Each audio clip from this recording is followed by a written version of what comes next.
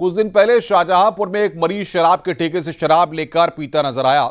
वहीं अब एक और हैरान कर देने वाला मामला सामने आया है, जहां अस्पताल को ही मैखाना बना दिया गया। जमकर जाम छलके अस्पताल के स्टाफ ने देखा तो हंगामा हो गया। ये रिपोर्ट देखिए। नहीं तो मुझे तो लग रहा है कि ये ड्रिंक कर रहे हो आप। भैया हटो वहाँ से। अरे भोजन कर लेने नहीं तो भोजन करो ना, मना थोड़ी कर रही हूँ। अंकल हट जाओ।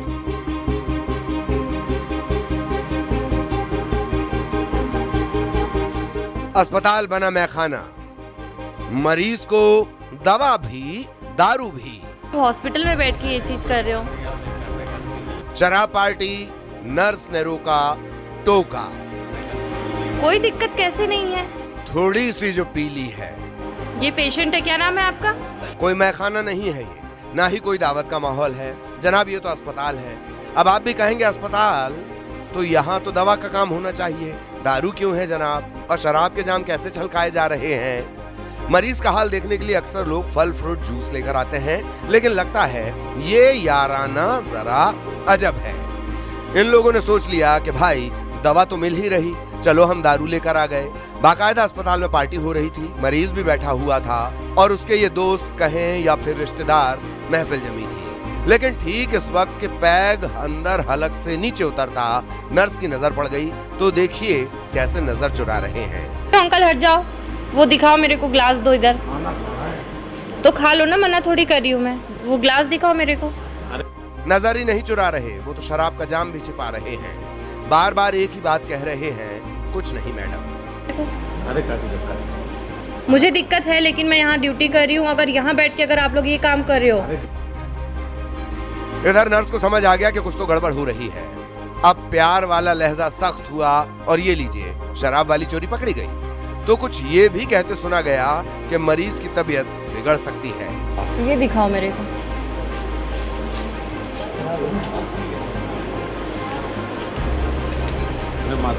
ये चीजें कर रहे हो आप लोग। यहाँ हम लोग काम करते हैं अंकल, यहाँ पे हम लोगों को ठीक करने के लिए, और आप भर्ती हुए हो। हम यहाँ आप लोगों का इलाज करते हैं मर मर के, यहाँ रात भर हम लोग जाके अपनी तबीयत खराब करके, और आप लोग ये करते हो यहाँ पे। अशोकनगर के जिला अस्पताल की तस्वीर है ये। अस्पताल में ड्यूटी पर मौजूद नर्सिंग ऑफिसर गायत्री चौधरी की नजर इन लोगों पर पड़ी। उन्होंने तुरंत इनसे पूछा कि वे क्या कर रहे हैं। पहले तो इन लोगों ने शराब के गिलास छिपाने की कोशिश की और दावा किया कि वो खाना खा रहे हैं। हालांकि नर्सिंग ऑफिसर चौधरी ने पास जाकर देखा तो उन्हें शराब का गिलास मिल गया। उन्होंने गिलास हाथ में लेकर उनसे सवाल किया और कहा, आप लोग यहाँ ये करने आते हैं? हम दिन रात आपकी सेवा करते हैं, आपको ठीक करके भेजते हैं। हमारे लिए अस्पताल एक मंदिर है और आप यहाँ बैठकर शराब पी रहे हैं। नहीं तो मुझे तो लग रहा है कि ये ड्रिंक कर रहे हो आप। भैया हटो वहाँ से। अरे भोजन कर लेने नहीं तो भोजन करो ना, मना थोड़ी कर रही हूँ। अंकल हट जाओ। ये तो है अशोकनगर की तस्वीर। इससे पहले यूपी के शाहजहांपुर में यूरिन कैथेटर बैग लटकाकर एक मरीज पहुंच गया था ठेके की दुकान। वहां से शराब खरीदी तो लोग देखकर हैरान रह गए। फिर बैग लगाया, बेचारी मां परेशान होती रही, लेकिन शराब की लत ऐसी कि मरीज तो बैग में मस्त रहा। भाई अस्पतालों में ये क्या हो रहा है? दवा की जगह दारू का क्या काम?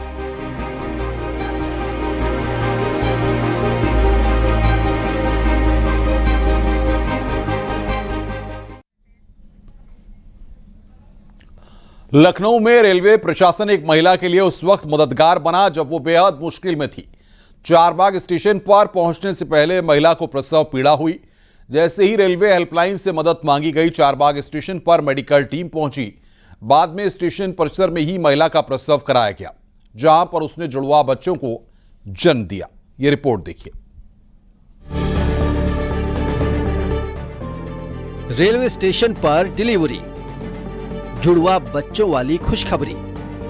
लखनऊ के चारबाग रेलवे स्टेशन की यह घटना है, जहां एक महिला लालगढ़ से समस्तीपुर जा रही थी। परिवार अवध असम एक्सप्रेस ट्रेन पर सवार था। बिहार के समस्तीपुर की रहने वाली हीरा देवी नाम की महिला को चलती ट्रेन में प्रसव पीड़ा शुरू हो गई। परिवार ने तुरंत रेलवे हेल्पलाइन नंबर 139 पर कॉल करके मदद मांगी। सूचना मिलते ही उत्तर रेलवे लखनऊ मंडल एक्टिव हो गया। रेलवे अधिकारियों ने तत्काल कार्रवाई शुरू की और रेलवे की इमरजेंसी टीम भी सक्रिय हो गई। महिला आरपीएफ कर्मियों, मेडिकल टीम और इमरजेंसी मेडिकल रूम को अलर्ट कर दिया गया। चारबाग स्टेशन पर ट्रेन पहुंचने से पहले ही पूरी तैयारी कर ली गई थी। जैसे ही ट्रेन चारबाग स्टेशन पर रुकी, रेलवे की महिला डॉक्टर टीम ने हीरा देवी का हालचाल लिया। हालत गंभीर हो रही थी। एम्बुलेंस को भी बुलाया गया, लेकिन एम्बुलेंस पहुंचने से पहले ही प्रसव कराना जरूरी हो गया था। डॉक्टरों और रेलवे स्टाफ ने स्टेशन परिसर में ही सुरक्षित तरीके से प्रसव करवाया। महिला ने जुड़वा बच्चों को जन्म दिया, एक बेटा और एक बेटी। रेलवे हेल्पलाइन 139 है, उस पर हमें सूचना मिला कि एक पैसेंजर हैं श्रीमती हीरा देवी, जो उनको लेबर पेन अचानक से हुआ है और वो ट्रैवल कर रही थी 15910 Awadh Assam express, which comes on our station at around 1750। तो 6 बजे शाम के आसपास तत्काल हमारे एडिशनल एसएस जो होते हैं, जो रेलवे मेडिकल कॉल को देखते हैं, उन्होंने तत्काल हमारी डिविजनल हॉस्पिटल और हमारे स्टेशन पे एक इमरजेंसी मेडिकल रूम है जिसमें 24 घंटे डॉक्टर कार्यरत होते हैं, उन दोनों को बताया गया और हमारी lady medical staff along with lady commercial staff और मेडिकल टीम हमारी वहाँ पे गई। उन्होंने पैसेंजर को एसेस किया और फिर उनको तुरंत डीबोर्ड कराया पैसेंजर, और डिलीवरी एमिनेंट थी तो वहीं पे नॉर्मल डिलीवरी हो गई। डिलीवरी के बाद मां और दोनों बच्चे स्वस्थ बताए जा रहे हैं। रेलवे प्रशासन की इस बड़ी मदद के बाद परिवार ने भी आभार जताया। Bureau report, news 18, UP, Uttarakhand.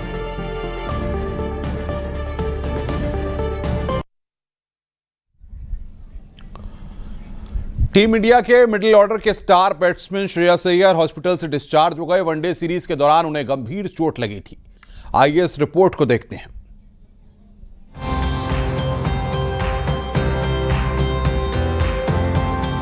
Team India के स्टार बैट्समैन श्रेयस अय्यर के बारे में गुड न्यूज आई है।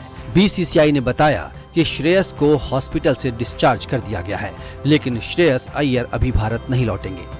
पूरी तरह रिकवरी के बाद ही वो ऑस्ट्रेलिया को छोड़ेंगे।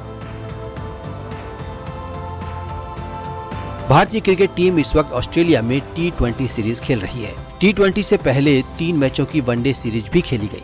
हालांकि भारत ये सीरीज हार गया। तीसरा वनडे मैच जो टीम इंडिया ने जीता, श्रेयस अय्यर उसी मैच में चोटिल हुए थे। तीसरे मैच में ऑस्ट्रेलिया की टीम ने पहले बैटिंग की थी। ऑस्ट्रेलिया की पारी के दौरान 34वें ओवर में हर्षित राणा की एक गेंद पर एलेक्स कैरी ने हवाई शॉट खेला। श्रेयस ने पॉइंट से थर्ड मैन एरिया की ओर दौड़ लगाकर डाइव लगाते हुए कैच पकड़ने की कोशिश की। इस दौरान उनका संतुलन बिगड़ गया और उनकी बाईं पसली में चोट लग गई। चोटिल होने के बाद उन्हें मैदान से बाहर ले जाया गया। स्कैन में पता चला कि उनके स्प्लीन में चोट लगी है। इसी वजह से उन्हें इंटरनल ब्लीडिंग भी हो रही थी। डॉक्टरों की निगरानी में उनका इलाज चल रहा था। उन्हें कुछ समय के लिए आईसीयू में भी भर्ती किया गया। बाद में उन्हें आईसीयू से जनरल वार्ड में शिफ्ट कर दिया गया। बीसीसीआई ने सोशल मीडिया पर पोस्ट शेयर करते हुए बताया कि श्रेयस ठीक से रिकवरी कर रहे हैं। रिकवरी होने तक श्रेयस सिडनी में ही रहेंगे, लेकिन अभी श्रेयस को पूरी तरह फिट होने में काफी लंबा समय लग सकता है। ये भी संभावना है कि वो अगले 2 महीने तक क्रिकेट नहीं खेल पाएंगे। इसका मतलब ये हुआ कि वो नवंबर के आखिर में भारत और दक्षिण अफ्रीका के बीच वनडे सीरीज भी नहीं खेलेंगे। अगले साल जनवरी में न्यूजीलैंड के खिलाफ खेलना भी संदिग्ध माना जा रहा है। इसके बाद T20 वर्ल्ड कप भी आने वाला है। अब देखना होगा कि श्रेयस कब पूरी तरह फिट हो पाते हैं। Bureau report, news 18।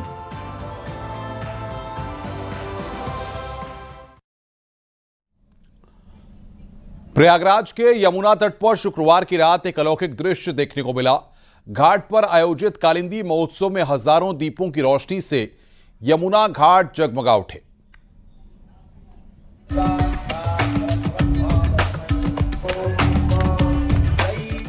प्रयागराज की यमुना तट पर विश्व प्रसिद्ध मौजपुरी घाट पर शुक्रवार की देर रात दीपोत्सव जैसा नजारा दिखा। यमुना के घाट पर हजारों दिए जगमगा उठे, जिसने यमुना घाट की सुंदरता में 4 चांद लगा दिए। संतों की उपस्थिति में और श्रद्धालुओं की आस्था ने इस आयोजन की भव्यता को और बढ़ा दिया। कालिंदी महोत्सव का आयोजन पूरी भव्यता के साथ किया गया। मां यमुना की गोद में हजारों दीप प्रवाहित किए गए और घाट पर रोशनी बिखर गई। जूना अखाड़े के संतों की अगुवाई में मां यमुना की भव्य आरती की गई। इस दौरान विश्व कल्याण की कामना के साथ मंत्रोच्चार और शंख ध्वनि से वातावरण गूंज उठा।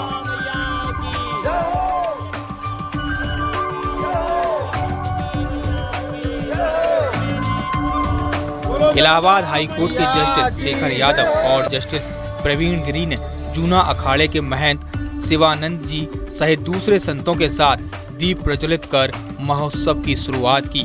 इस दौरान हजारों की संख्या में श्रद्धालु खास मौके के साक्षी बने। महोत्सव में मां भजन संध्या का आयोजन किया गया।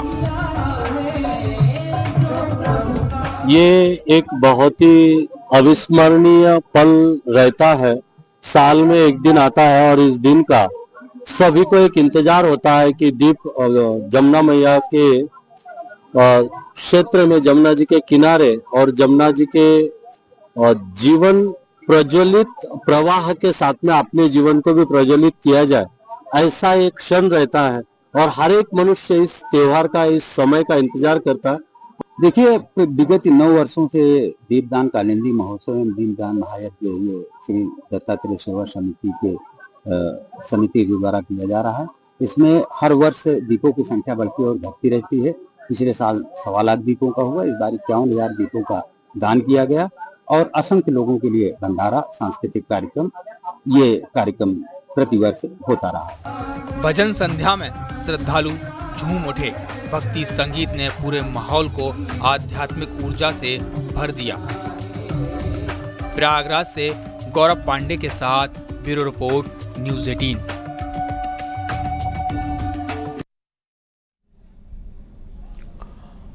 विंटेज कार जिनका इतिहास 100 सालों से भी ज्यादा है, आज भी विंटेज कार के कई लोग शौकीन हैं। गाजियाबाद में एक ऐसी ही विंटेज कार को रजिस्ट्रेशन के लिए लाया गया। ये खास रिपोर्ट देखिए।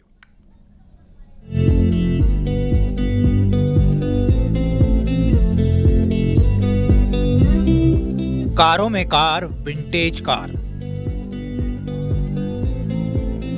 100 साल का इतिहास, टशन कमाल। विंटेज कार जो पुराने जमाने की गाड़ियों में शुमार है, ये खूबसूरत गाड़ियां आज भी लोगों के दिलों पर राज करती हैं। जो भी इन्हें एक बार देख ले तो उससे नजर ही नहीं हटा पाता, क्योंकि विंटेज कारों का आकर्षण ही कुछ ऐसा है। गाजियाबाद आरटीओ दफ्तर में खड़ी इस विंटेज कार का जलवा दिख रहा है, जिसका रजिस्ट्रेशन किया गया। का नाम जानना चाहते हैं सबसे पहले? मेरा नाम रंजीत बुसरी है। सर, विंटेज कार आपने मंगाई है बाहर से, ये विदेश से मंगाई है, 1919 मॉडल की है। क्या कहना चाहते हैं कि यानी शौक के लिए आप, शौक बड़ी चीज है, कहना चाहते हैं? बिल्कुल जी, मैं अक्सर ट्रैवल करता हूँ। पिछले 30-35 साल से अप एंड डाउन मेरा चलता रहता है अमेरिका में और यूरोप में। मैं एक्सपोर्टर हूँ बेसिकली, तो वहाँ मेरे को शौक चढ़ गया, क्योंकि हर वीकेंड पे लोग अपने क्या नाम है विंटेज कार्स निकाल के घूमते थे। कार का इतिहास 106 साल पुराना, यानी साल 1919 का बताया गया है। इसकी बनावट, इंजन और डिजाइन उस दौर की झलक दिखाते हैं जब मशीनें भी कला की मिसाल हुआ करती थी। 1919 मॉडल की ये क्लासिक कार अब सिर्फ एक गाड़ी नहीं बल्कि एक धरोहर मानी जाती है। ख्याल 1910 या 12 में ये शुरू हुई है। पहले इसके काफी पार्ट्स ब्रास के हुआ करते थे, but then to reduce the cost Henry Ford brought it down to all steel. अच्छा, यहाँ पर अब जो आरटीओ विभाग में आप पहुंचे हैं, तो किन शर्तों पर इसका रजिस्ट्रेशन हुआ है? बहुत लिमिटेड ऐसी चीज़ें नहीं है कोई इन्होंने शर्तें डाली। सिर्फ एक ये है कि आप इसको कमर्शियल पर्पस के लिए नहीं चलाएंगे। गाड़ी के मालिक ने बताया कि ये विंटेज कार उन्होंने अमेरिका से ली है, जो 25 सालों से बंद पड़ी थी। गाड़ी को खरीदने से लेकर उसकी मरम्मत कराने में 20 लाख से ज्यादा रुपए खर्च हो गए। मैंने ये गाड़ी वहाँ पे खरीदी है। 25 साल से गाड़ी स्टार्ट भी नहीं हुई थी, तो मैं तो इसको एक्चुअली ट्रेलर पे डाल के कैलिफोर्निया से एरिजोना लेके आया था। अच्छा, कितना खर्चा आ गया इसे वहाँ से यहाँ तक लाने में? और देखिए, मैंने ऐसे आकलन नहीं किया है। मेरे को वहाँ गाड़ी 5 लाख की पड़ी थी, फिर शिपिंग का पड़ा, इसके अंदर कंटेनर का खर्चा, रेलवे का पड़ता है मुद्रा से लेके दिल्ली तक का, और फिर उसके बाद यहाँ कस्टम्स ड्यूटी है, जीएसटी है, तो काफ़ी कुछ हो जाता है। 250% तो कस्टम्स ड्यूटी ही होती है। ये विंटेज कार इंपोर्ट होकर भारत पहुंची है। ऐसी गाड़ियों का रजिस्ट्रेशन खास शर्तों के साथ किया जाता है। इन्हें रोज सड़कों पर नहीं चलाया जा सकता, बल्कि रैली या प्रदर्शनी में शामिल की जाती हैं। गाजियाबाद से रोहित सिंह के साथ bureau report, news 18। Dudhwa tiger reserve के पर्यटन के नए सत्र की शुरुआत हो चुकी है। हर साल की तरह इस बार भी देश विदेश से बड़ी संख्या में सैलानी रोमांच का अनुभव करने के लिए दुधवा पहुंच रहे हैं।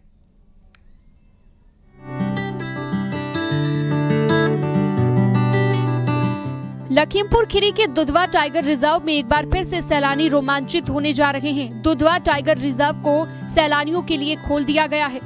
एक तरफ जंगल का रोमांच तो दूसरी तरफ वन्य जीवों की दुनिया का दीदार। टाइगर रिजर्व का नया पर्यटन सत्र शुरू हो गया है। राज्य के वन राज्य मंत्री अरुण सक्सेना ने फीता काट कर इस सीजन की शुरुआत की है।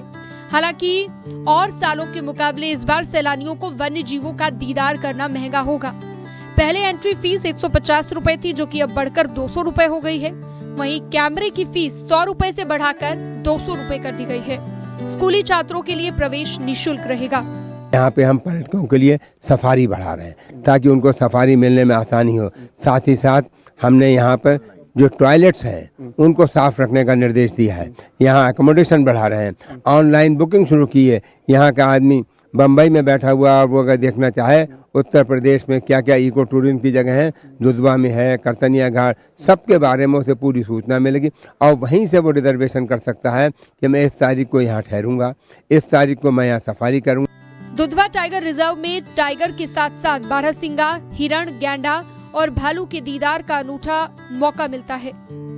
सर एक आपने बात की टाइगर बहुत संख्या बढ़ गए हैं। टाइगर अभी ये भी देखने को मिल रहा है कि टाइगर जंगल से बाहर निकला, उसको रोकने के लिए क्या रोकथाम, क्या उसको रोकने के लिए भी हम कोशिश ये कर रहे हैं कि बहुत सी जगह पे वो लगा रहे हैं चेन लिंक फेंसिंग ताकि टाइगर बाहर ना जाए। और हम आम जनता से भी बतला रहे हैं कि टाइगर से बच के रहो।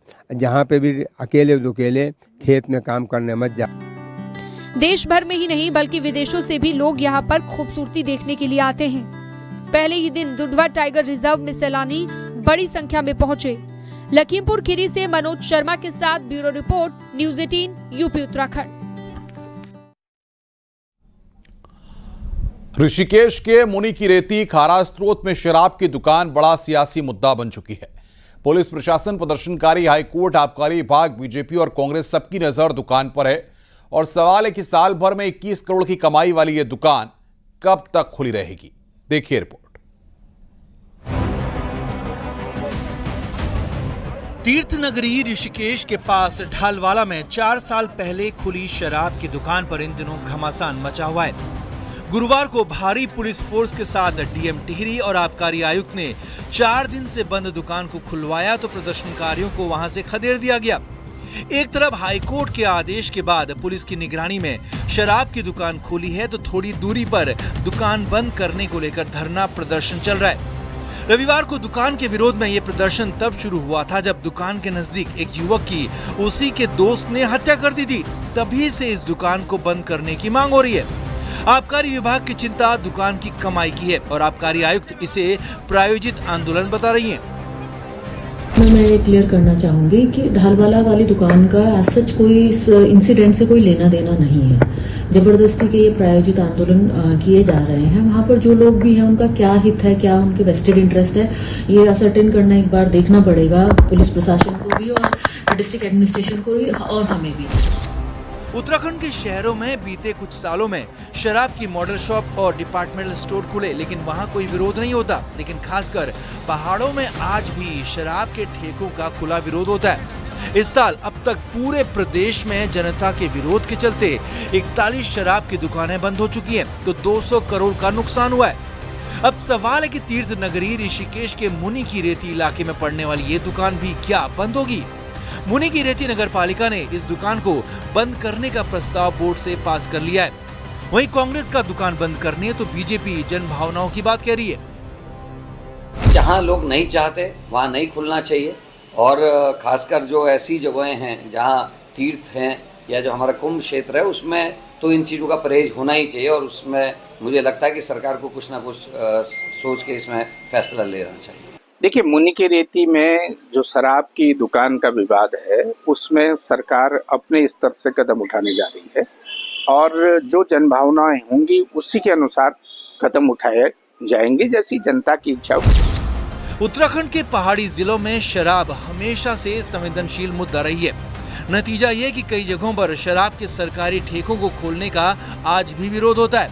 अब वैसा ही विरोध ऋषिकेश के ढालवाला की इस दुकान का हो रहा है और सबकी नजरें इस बात पर टिकी है कि मोटी कमाई वाली इस शराब की दुकान पर ताला लगेगा या फिर दुकान खुली रहेगी। दीपांकर भट्ट, न्यूज़ 18 देहरादून। दिल्ली के रोहिणी में आर्य समाज के 150वें स्वर्णिम वर्ष पर आयोजित अंतर्राष्ट्रीय आर्य महासम्मेलन चल रहा है, जिसमें योग गुरु बाबा रामदेव बोल रहे हैं। नहीं है।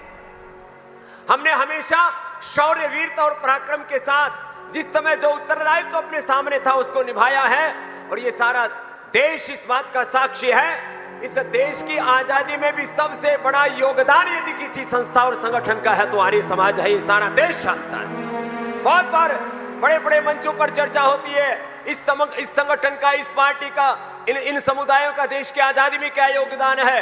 तो देश की राजनीतिक आजादी से लेकर के धार्मिक वैचारिक आजादी से लेकर के बहुत प्रकार के आंदोलनों को यदि किसी ने धरती पर चरितार्थ करके दिखाया, क्रियान्वित किया, तो आर्य समाज के उन महान योद्धाओं को जिन्होंने अपना सर्वस्व आहूत कर करके अपना वेद धर्म निभाया, एक बार उन महापुरुषों को भी प्रणाम करते हैं और उनके प्रति कृतज्ञता व्यक्त करते हैं। गुरुकुल शिक्षा प्रणाली लगभग लुप्त प्राय हो चुकी थी। 5 लाख से 7 लाख से अधिक गुरुकुल थे और वो सारे गुरुकुल लगभग नष्ट प्राय कर दिए थे मैकाले ने। वर्तमान युग में गुरुकुल शिक्षा प्रणाली की नींव जिन्होंने डाली ऐसे स्वामी श्रद्धानंद जी महाराज जी से लेकर के और तमाम पूज्य स्वामी दर्शनानंद जी महाराज जी से लेकर के एक लंबी श्रृंखला हमारे गुरुदेव उसी परंपरा में हुए। और एक तरफ अपनी वैदिक शिक्षा के साथ आधुनिक शिक्षा का आधार लेकर के डीएवीएनई से देश में शिक्षा के नव प्रतिमान गढ़े। भारत सरकार के बाद आजाद भारत में शिक्षा का किसी ने सबसे बड़ा आंदोलन चलाया तो आर्य समाज में, इस पर हम सबको फक्र होना चाहिए। और ये आंदोलन अभी रुका नहीं है, अभी तो बहुत आगे बढ़ना है। 5 लाख से ज्यादा जो प्राइवेट विद्यालय, कोई कॉन्वेंट स्कूलों के नाम से जाना जा रहा है, कोई इधर उधर के किसी बोर्ड से एफिलेटेड है। 10 सालों के घोर पुरुषार्थ के बाद भारतीय शिक्षा बोर्ड का गठन हुआ है और अब हर स्कूल में वेद पढ़ाए जाएंगे। ऐसे एक नई शिक्षा प्रणाली का नव संचार हुआ। जो हमारा सपना था कि हमारे वेद, हमारे दर्शन, हमारे उपनिषद, हमारे ऋषियों की शिक्षा हमारे पाठ्यक्रम में क्यों ना हो, तो भारतीय शिक्षा बोर्ड इसी दिशा में बड़ा कार्य करेगा। हमारे बहुत सारे गुरुकुलों के विद्यार्थी यहाँ पर हैं, हमारे गुरुजन हैं। एक बार सभी गुरुकुलों के जितने प्राचार्य हैं उनके लिए एक बहुत जोरदार अभिनंदन होना चाहिए। महर्षि दयानंद के विचारों की ज्योति को, उनके सिद्धांतों को, उनके आदर्शों को जीवन में जीवंत करते हुए बहुत बड़ा तप और पुरुषार्थ कर रहे हैं। इन गुरुकुलों को भी और यशस्वी बनाने की और कुछ ऐसे गुरुकुलों के नए प्रतिमान गढ़ने की आवश्यकता। जो आज गुरुकुल हमारे श्रद्धेय आचार्य जी को क्षेत्र में चला रहे हैं, जो पतंजलि गुरुकुलम हरिद्वार में चलता है, ऐसे गुरुकुल हम इस देश के हर जिले में क्यों नहीं बना सकते। तो आप सब चाहते हो कि कम से कम देश के हर जिले में एक गुरुकुल होना चाहिए महर्षि दयानंद के विचार का। तो चले दोनों हाथ उठा करके बोला महर्षि दयानंद की।